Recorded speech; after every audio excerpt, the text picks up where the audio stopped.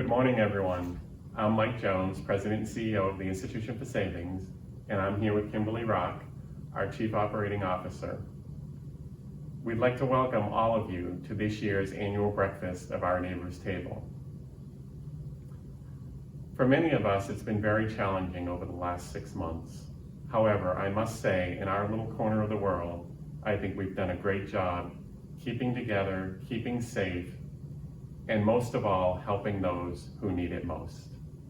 And I think what you'll find today, the work that Our Neighbors Table has been doing has just been absolutely fantastic. The need for food assistance was critical before the pandemic, and today it's more dire than ever before. I encourage all of you to join us and the entire team at the bank and our steadfast commitment to providing support to Our Neighbors Table and their desire to create a food security across the region. There is unity in the community, and today that is so true.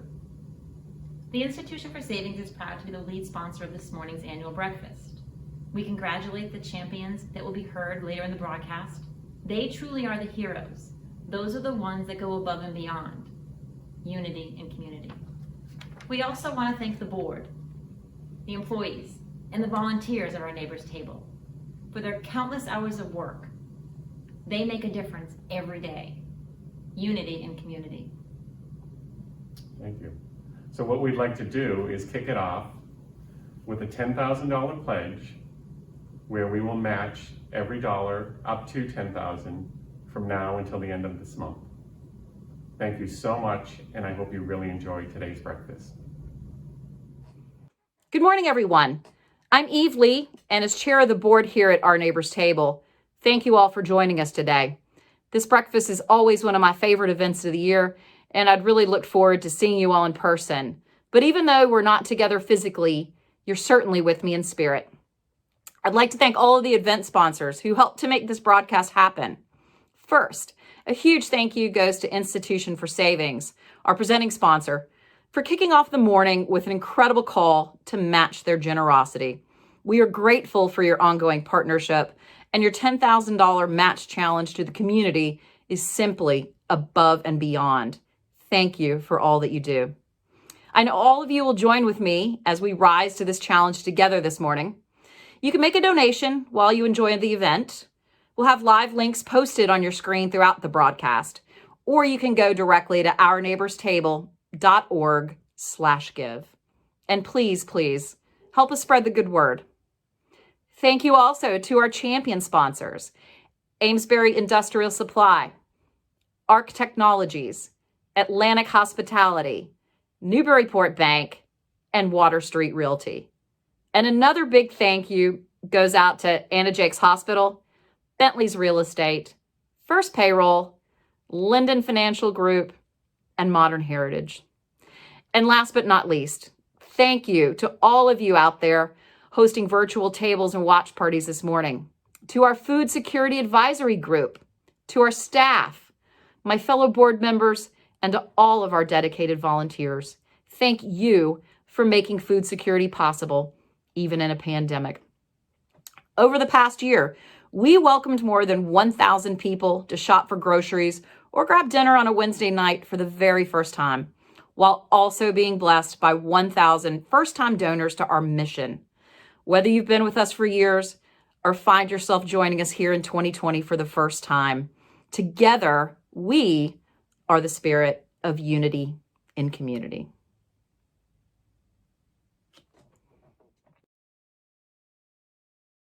With all of you today. My name's Lindsay Haight, and I have the pleasure of serving as the Executive Director. First, I want to give a huge thanks to Institution for Savings for surprising us this morning with that very generous challenge. I hope you'll all join me in rising to the occasion. Typically, we'd be sitting out looking over the ocean to start this day, but it's a little surreal to be standing here in our market at the Jarvis Taylor Center in Amesbury, broadcasting you via camera. I'm joined here this morning with our annual event MC, probably a familiar voice at your breakfast table, 92.5 on-air personality, and ONT board member Dana Marshall. You'll be hearing from her more in just a bit. For those of you who might be joining us for the first time here at our annual breakfast, while we had wanted to gather together, even though we couldn't let this important event go by, especially in this year, 2020. Today, yes, is an important fundraiser, an opportunity for us to raise critical funds to support our mission. But more importantly, it's a chance for all of us to gather as a community to check in on our status, to understand the progress that we're making towards food security in our region. And we hope that you'll leave this broadcast this morning having a better understanding of the important impact that you, as a donor, as a partner, as a volunteer, as a member of the ONT community, the impact that you are having on your neighbors' lives right here today in your community. 2020 has been quite a year. No shortage of curveballs and challenges.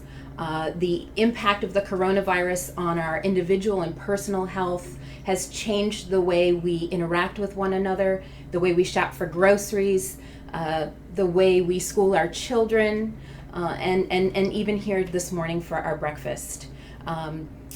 The economy, the impact as businesses and schools have closed over the last 7 months has raised unemployment rates locally here in our region to more than twice that they were at the peak of the 2008 recession. Need is rising. Need was rising before the pandemic. Rates of food insecurity in 2019 were already over 10% higher than they had been in 2017. And in the wake of this pandemic and the economic hardships across our neighborhoods, across our communities, more and more people find themselves here in need. But while the coronavirus has changed just about every aspect of our lives, the one thing that has not changed is our mission here at our Neighbors Table, to spread food security.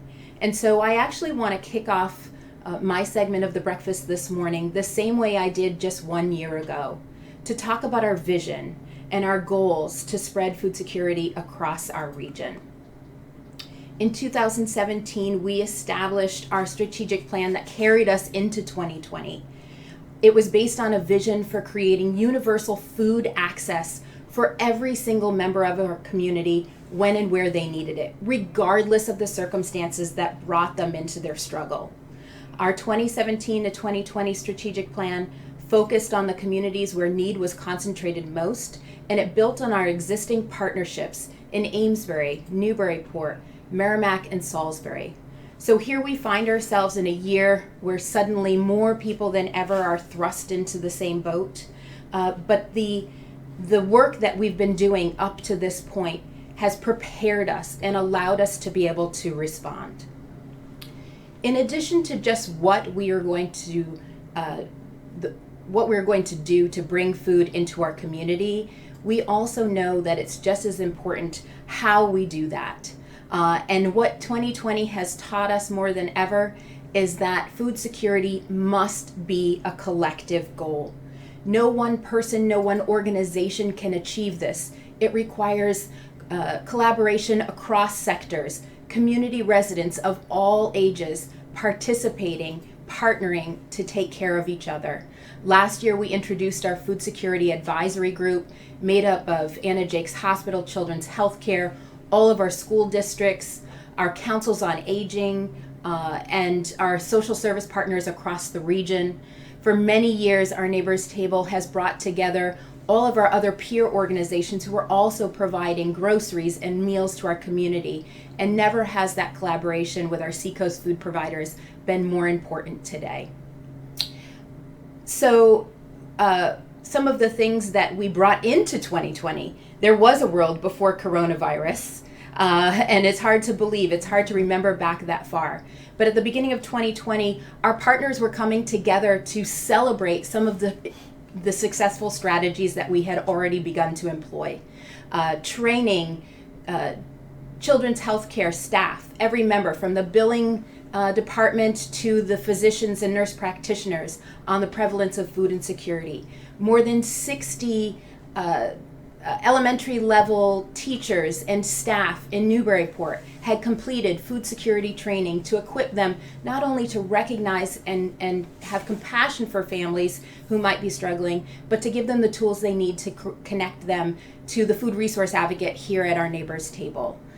Ensuring that food security screening was an integrated part for every child's well visit at Children's Healthcare. Councils on Aging were bringing seniors to our markets in Amesbury and Newburyport, not only to get groceries, but to help them make connections and build their social support networks. And we were expanding access to SNAP to close that 60% SNAP gap. All of that were the pieces that we were putting together to create food security. And then coronavirus struck, and it hit our communities. Some of our loved ones were impacted directly, forced into the hospital. Some of us lost some of our loved ones, and we saw people, whether it was here in our neighborhood or other parts of the country or the world, people who were faced with this devastating disease. And then it shut down our businesses and our schools, but it did not shut down our neighbor's table. And immediately we pivoted all of our programs to make sure that there was uninterrupted food access, even in this pandemic. So what were some of the things that we did? We launched an online grocery ordering, something we never imagined we would be doing, but rather than having people come into our neighborhood markets, we wanted that food to be equally as accessible. We wanted people to be able to choose the food that was right for their family, right for their home. And so we launched an online food ordering system. So from the comfort of your couch or over the phone with a volunteer who was sitting on their couch, placing a phone order with you. We made groceries continuously available for our neighbors. To date, we've distributed a record 1.1 million pounds of fresh fruits, vegetables, protein, and so much more. Even our Wednesday dinner, we miss terribly having everyone come and sit down and break bread together, but we are distributing more than 300. Just last week, we distributed over 400 dinners to people coming to say hello and grab their dinner to take home and enjoy with their family.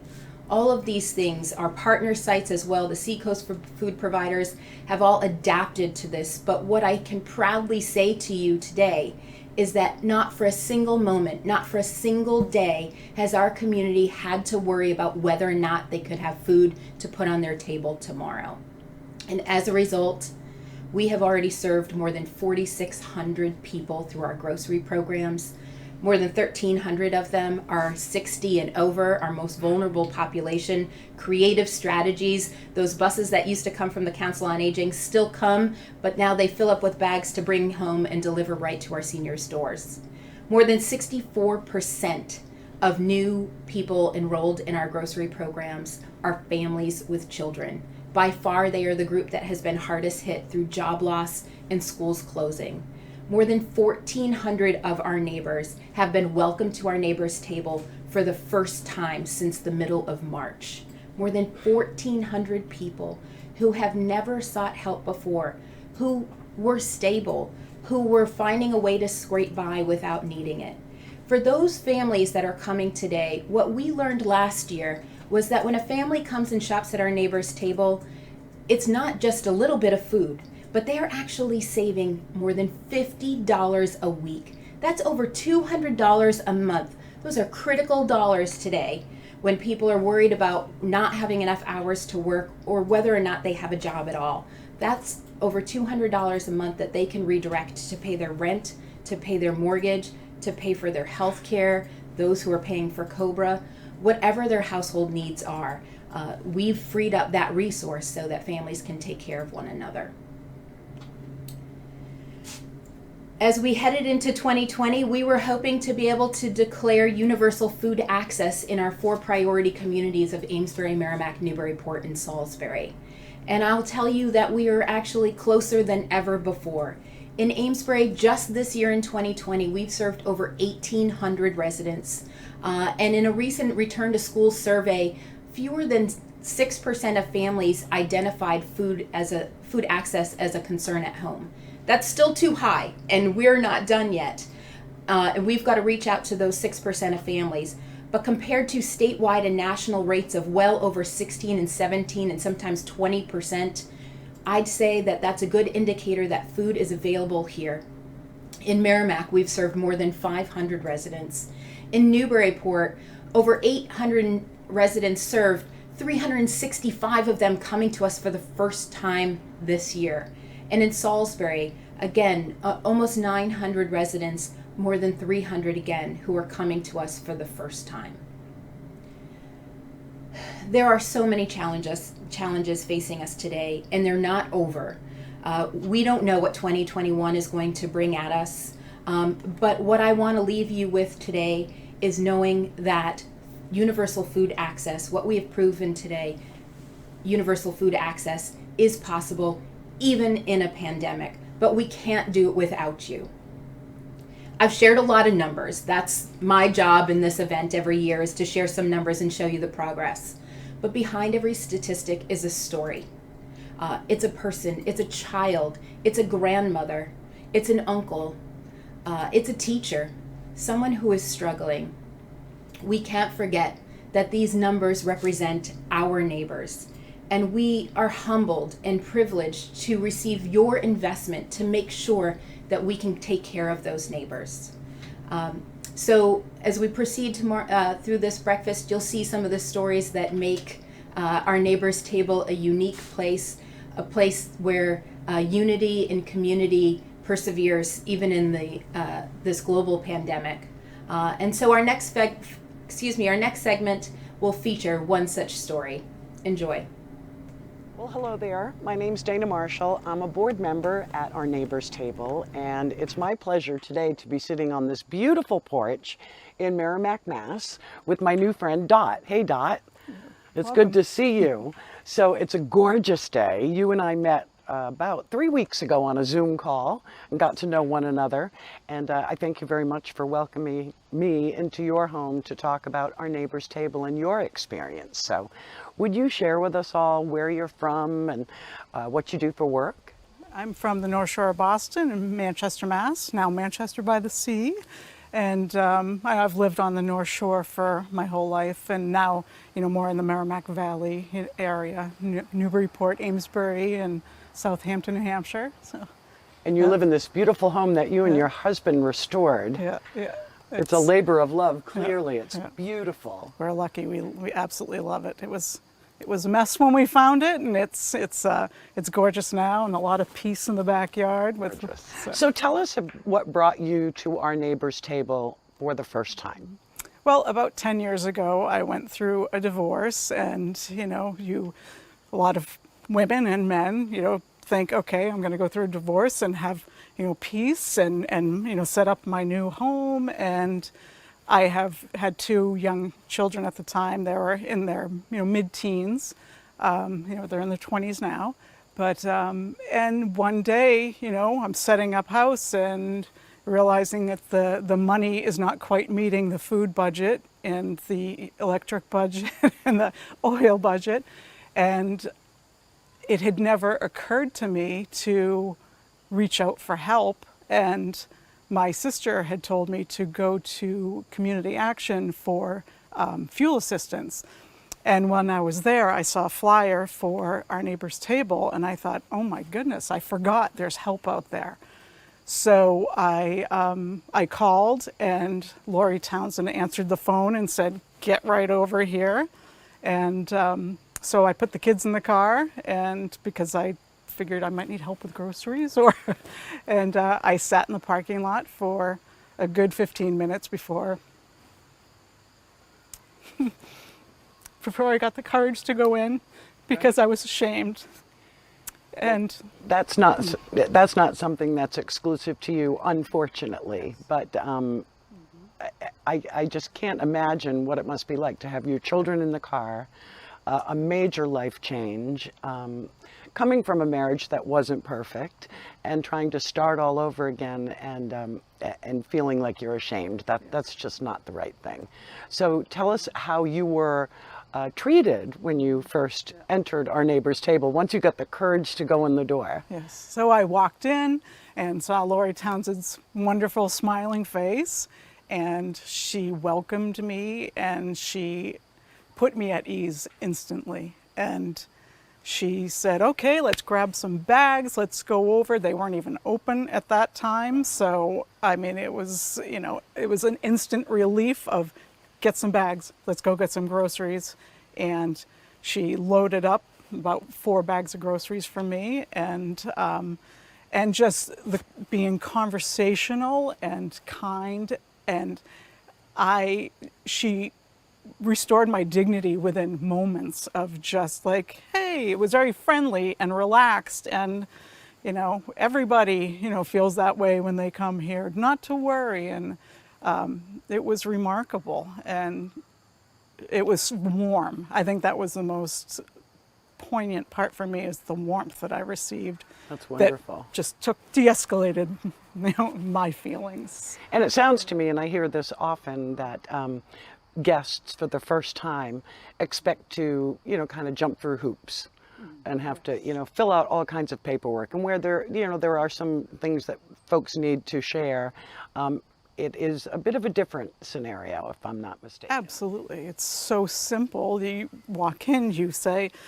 basic information of, your name, where you live, how many people are in your household, and it was seamless. It was quick, and again, kept you with your dignity. You weren't filling out financial forms for, other services are very, very complicated. And I'm sure you had to deal with some of those. Oh yes, many. So so here you are, you're looking to change your life. This is something that's going to help bridge that gap. How long a period of time did you go to Our Neighbor's Table for food for you and your family? It was about a 3-year period till I was back on my feet, and met my new husband, who, didn't want me to go to the food pantry anymore. But, we were dating, and I was not going to rely on him for, food and or to fill in the gaps. And so I went in earnest for about 1.5 years, and then for about 1.5 years I supplemented when I could get away with it. So Right. So it changed over time. It got to be less and less until you found yourself in a place where you felt completely independent. Right. Amazing. So tell me, what did you do after that? I understand you have been a fixture, if you will, over the past few years at Our Neighbor's Table. You could have taken your life that was mended and on the upswing and said thank you very much, but you did something else. Well, I did volunteer in the office for, I believe it was about 6 months, like when my life was starting to get back to normal. And then they hired someone who fulfilled that role. And so they didn't really need me, and my hours at my job increased. So it just kind of worked at the same time. And since then, I've become a monthly donor to give back, because, I can't underestimate the impact. And if I could just give a small amount every month, it makes me feel good. And, if I could just help out, one person who is in my role, in my same situation, and give them the same relief that I felt, that I can't put a value on that.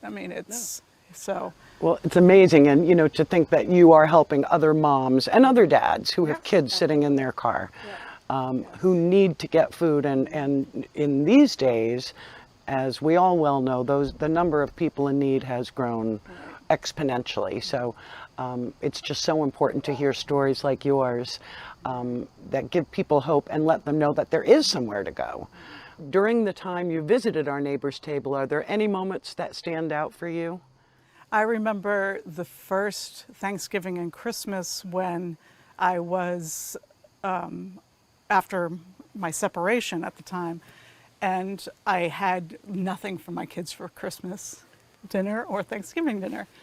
And after going for assistance at Our Neighbor's Table, and then the holidays started to come around, and there were these flyers out saying, sign up, on this list for your Thanksgiving dinner. And I was like, wow, what a great idea. And then when I came and I received all of the components for a Thanksgiving dinner, the turkey, the stuffing, fresh vegetables. I don't know. It was such a relief to know that I would have a normal dinner, and one that would last me a few days, quite honestly. Absolutely. That stretched it. It was so nice to take the angst out of the holidays. And then again, for Christmas, we got a very similar package, and to have a normal holiday and to have all the things you're used to, and to just be able to present that to your children and let them have a normal holiday, it was so warm and enriching, and it was it just restored my dignity again throughout the holidays. Well, and I think for everyone, the holidays have such, a special feeling to them, but any of us who've gone through a difficult time and the holidays come around, it just seems like it makes things so much more difficult. So I'm so glad that you were able to have, your traditional dinner and have a sense of calm and peace by coming to our neighbor's table. Also driving up and seeing all the volunteers and the stations and how many people were involved and you saw there was almost a holiday spirit, right, with all the volunteers there, and that really was impactful also. So. Boy, so with so many people in tough situations right now, and with the holidays coming up pretty quickly, what would you say to someone who is needing to find food for their family and are thinking about visiting our neighbor's table for the first time? What would you say to them? I say with the coming winter, with a lot of the job loss, with the coming holidays, I'm sure people are already feeling the tug and the fear and the constriction of their budget. And I think if they go to our neighbor's table and get that help, and that will relieve a lot of the anxiety, and people may be able to spend the little bit of extra that they would have spent on a meal or something, that they could have a little extra money to buy a gift for their children. And then because the children are going through these situations as well as the parents are. Absolutely. And to just bring that other element of normalcy to their lives, with so much change, that I think that I wouldn't hesitate to tell people to go and get that relief, go get that assistance in a warm environment where people really get what you're going through, and there's no judgment. Right, right. So Dot, when you were at a point where you were feeling food insecure, did the people around you know? I did tell a few of my family members and friends. I have a large family, so a few of them I felt comfortable enough saying that I was going for assistance, and I think part of that came from never knowing to ask for help and being surprised that I was going to need help. And I recall one day standing in line at the food pantry, and it was a beautiful Saturday morning, and the woman ahead of me had a baby on her hip, and we got to talking, and she said that she was an attorney, and we both said to each other, can you believe that we're in this position where we're food insecure, we both have careers, and we're standing here in line. So you never know, any walk of life that you come from, you don't know what things are down the line for you. And to have a support like our neighbor's table to be there as a stopgap, or for a few years just to get you by while you get back on your feet, you come from the realization of, oh my goodness, this is my life, how did this happen, to whew, what a relief, and it got me through. And that was very impactful, and there were some lovely people in line who were in the same situation that I was. So. Dignity. Dignity. Dignity. Yeah. Mm-hmm. It's a simple thing, but it's huge. Yes. And when you're fearful and you don't know what's happening around the corner, dignity is something that's real important, I think. I'm just so delighted that you were able to, find our neighbor's table, become a member of our family, and that you were able to find your way to a brand new life, a successful life, a calm and peaceful life. And thank you for giving back to our neighbor's table, and thank you for talking to us. This isn't the first time. I know many of our regular folks at our neighbor's table, our sponsors, and the people who are involved have seen and heard your story before, but we wanted to share it again. For me, what I find so amazing about our neighbor's table is bridging that gap. You can actually see success. Maybe it takes 6 months, maybe it takes a year, maybe it takes 3, maybe it takes 5. But whatever the case, it is a means to an end. And that end is freedom from fear, freedom from hunger, and to be in a nice family situation going through it. So thank you for being so brave, and congratulations. Thank you. And thank you for listening to my story. And I know I'm not, an unusual story. I know there's so many people in the same situation, and to be able to connect with people and have them understand the impact of a local, Right. local organization, it's very rewarding, and it's the least I can do to give back to someone or to an organization that has done so much for me. So Dot, we're broadcasting this to hundreds of our supporters for our annual breakfast today. Is there something that you'd like to share with them? I would like to say thank you to all of the supporters of our Neighbor's Table. As a previous guest of our Neighbor's Table and as a monthly supporter myself, the impact of your gifts can't be underestimated in the relief that you give to each and every person, and the dignity that you bring back. You're to know that someone's going to bed with a full stomach, or for mom or dad to know that their kids are going to bed with a full stomach is thanks enough, I would think. And your impact every month is very important and very rewarding. And I thank you all so much for the help that you've given to me, and to also be, together with me, helping this wonderful organization.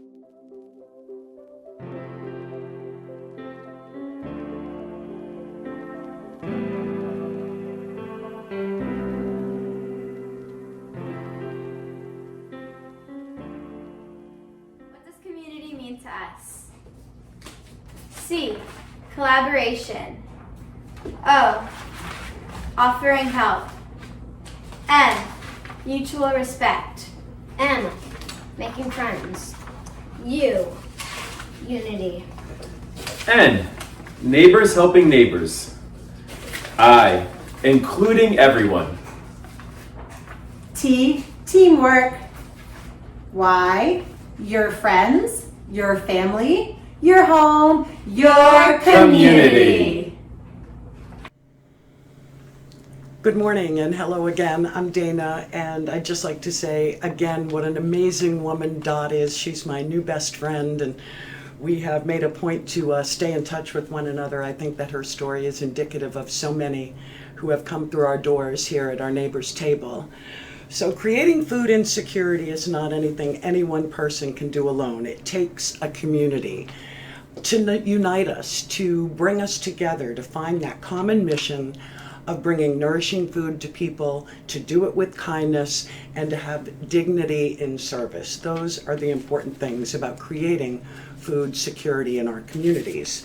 Never before have we needed our champions more. What we do each year in our Champions program is recognize individuals or groups who do just that, who unite us in our mission to help us get the job done. They lead us by example, and they inspire us in many, many ways. In March, as you well know, our businesses shut down, our schools shut down. Things became very, very, very different. Parents found themselves out of work, as you know. Children home from school trying to connect with their peers and their teachers online. Learning remotely was not anything that teachers were used to or anything that these schools were built to do. And every one of our school districts, from school committees to superintendents, to principals, to teachers and staff, they were faced with perhaps the greatest career challenge of their life, to learn how to teach remotely in a different way. But in the midst of those academic and logistical challenges, our schools recognized that there's so much more than just books and lessons. They really stepped up, as they always do, to make sure that the whole child was taken care of. In the very first moments when our districts closed, every single one of them mobilized in ways that you would be just amazed. School breakfast and lunch was available to all of their students. School committees talked about it, administrators prioritized it. School meal staff and their peers, well, they just made it happen. As a result, every week our school districts were distributing hundreds of breakfasts and lunches to all of our students, whether it be through curbside pickup or home delivery. They just got it done any method that they could so our kids could learn and not be hungry. In addition to their own programs, the Newburyport and Pentucket districts also opened their doors to our Neighbors Table.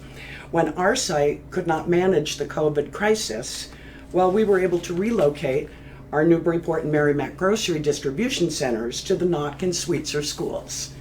None of us can do this alone. It takes a community. And this year, we're extremely grateful for our champions.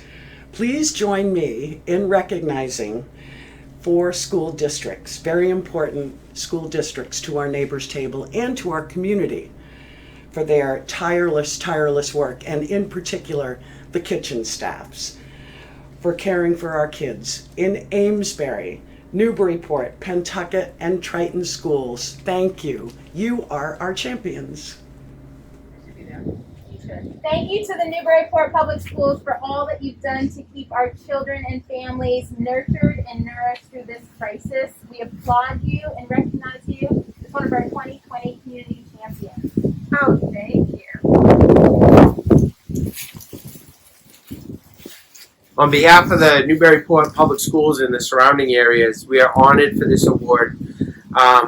During our COVID crisis that began actually on March 13th, when we first shut down the schools, I think all of the communities, our first priority were the students and families that are in need, and working with our Neighbors Table, that was our ultimate priority. I can't thank our team here enough. Kathy Riccio, Assistant Superintendent Beck, and Pam Keeley for all their work and all the coordination that they did feeding our families throughout.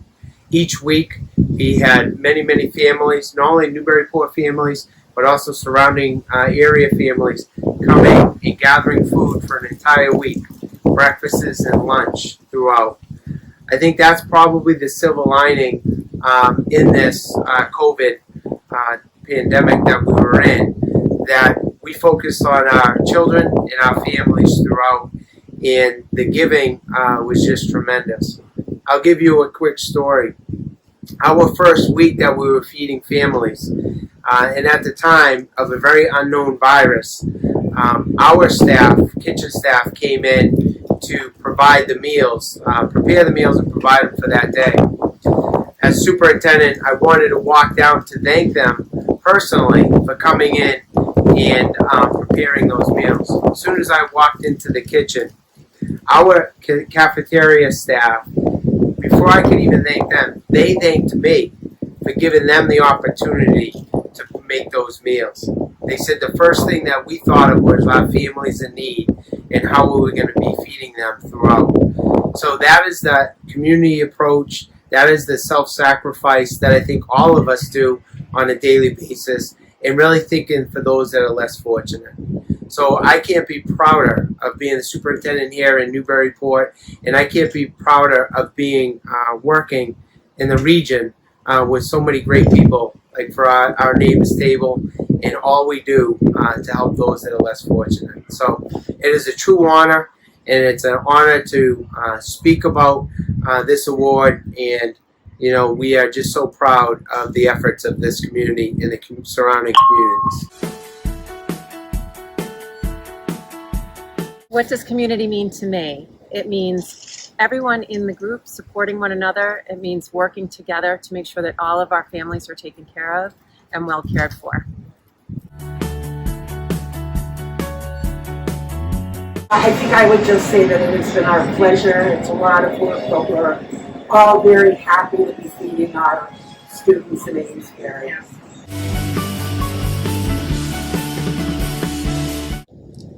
On behalf of the Triton Regional School District, I want to send my sincere thanks to our food service department for stepping up to a challenge during uncertain times, faced with something we've never been faced with before, and unequivocally did what we had to do as a team to get it all done to keep our students and children of the Triton Regional School District fed. Thank you.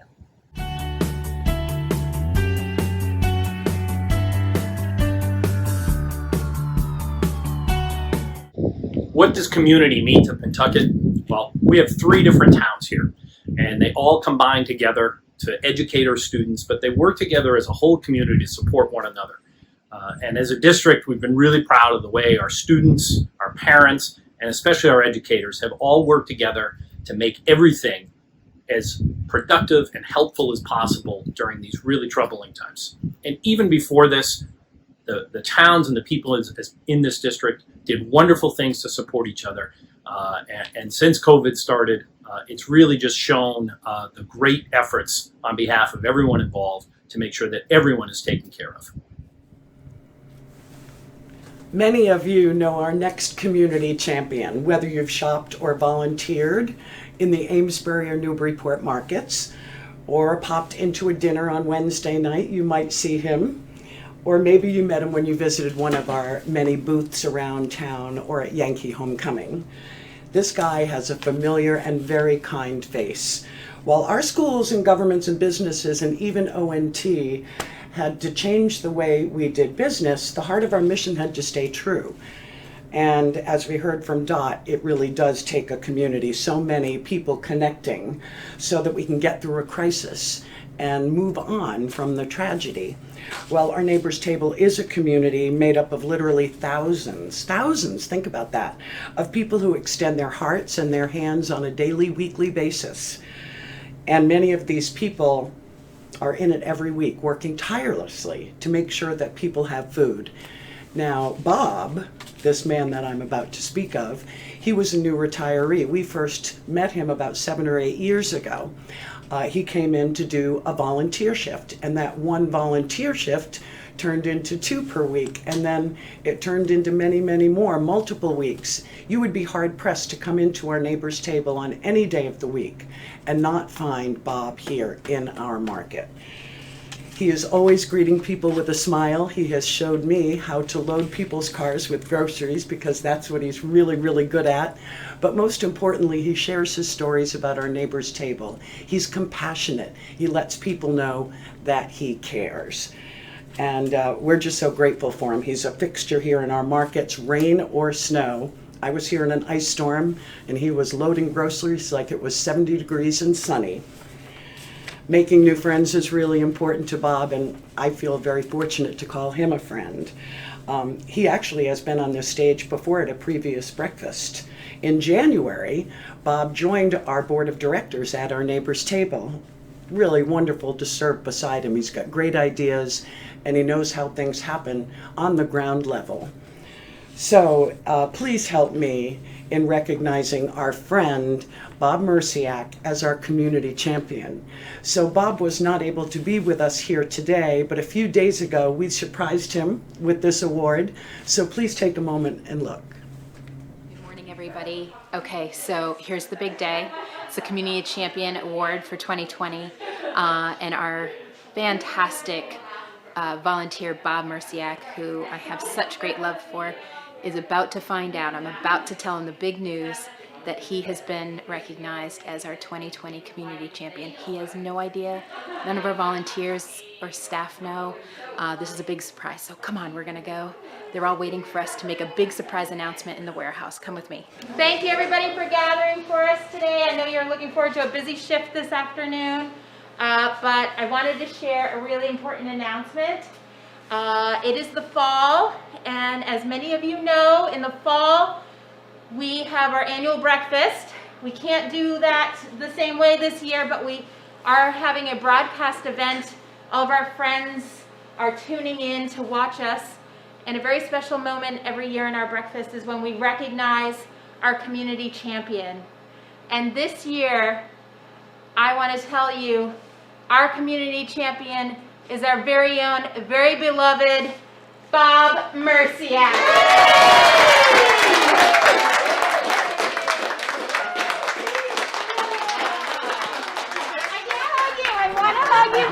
I want to hug you. Bob, you know, there's nobody who has a bigger heart.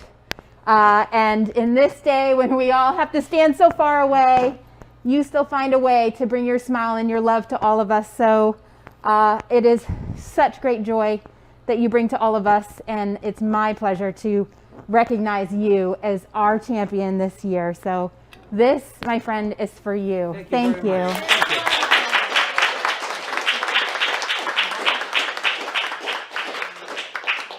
I am really pleased to work here because when I was a kid, we were poor. And I appreciate what it is to have a group like this to help so many people that need help. And it's a pleasure to be here. This is the best job I've ever had in my life. And every day I come here, it's a joy, a true joy. And these ladies are doing an excellent job at the office. We couldn't do what we do without them. Oftentimes when I'm walking across the parking lot, it might be snowing or raining. I'm thinking to myself, this is what I'm getting so much out of this. It's so rewarding and to give back. Because I've been so lucky over my life lately, the last 30 years, to do this. This is fantastic.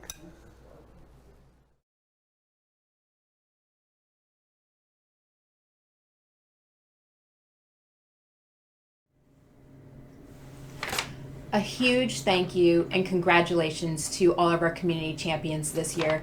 We could not have done this without you. Our children, our neighbors, all of them know that their next meal is coming on their table without worry and with kindness and dignity. Thank you to Dot for sharing her story. Thank you to Dana for being here with me this morning. I want to give a huge shout out to the production crew who made this happen. We survived this new breakfast. We'll be back at you next year, all in person, hopefully. But I want to give a thanks to LMV Productions, Streamography, Eli Giordano, David Berland, everyone who helped us put all these videos together. And a huge thank you to our development team, Leslie Fawcett, Melanie, and Shannon. Thanks for working so hard to make this happen. Thank you all for tuning in. And I want to give a huge thanks to all of our sponsors today, and a special thank you to our Institution for Savings for kicking off our morning with this incredible challenge. They've challenged our community to raise $10,000 by the end of this month, and I can tell you we're already over $3,500. So remember, at our neighbors table, every dollar equals another meal on the table. $10,000 from the community, $10,000 match from Institution for Savings.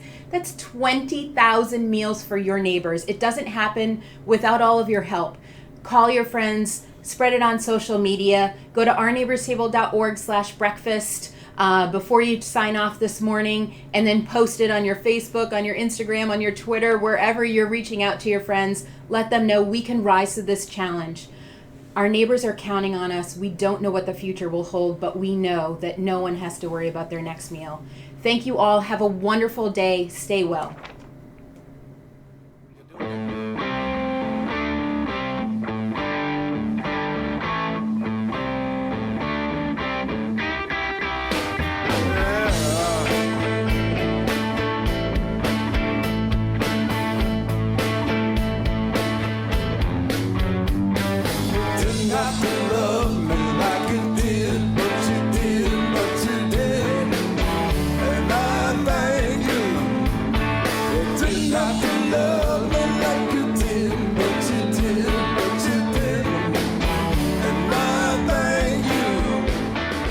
Thank you.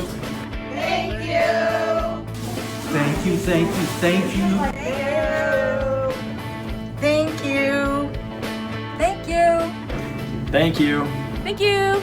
Thank you. Thank you, thank you, thank you. Thank you. Thank you, our neighbors table. Thank you very much for this wonderful meal and everything that our neighbors table and the Congressional Church gives to those in need. We all really appreciate it. Thank you. Thank you. Thank you, our neighbors table. Thank you. Thank you. Thank you. Thank you. Thank you. Thank you. Thank you. Thank you. Thank you. Thank you. Thank you, our neighbor's table. Thank you. Thank you. Thank you. Thank you. Thank you. Thank you. Thank you. Thank you. Thank you. Thank you. Thank you. Thank you. Thank you. Thank you very much.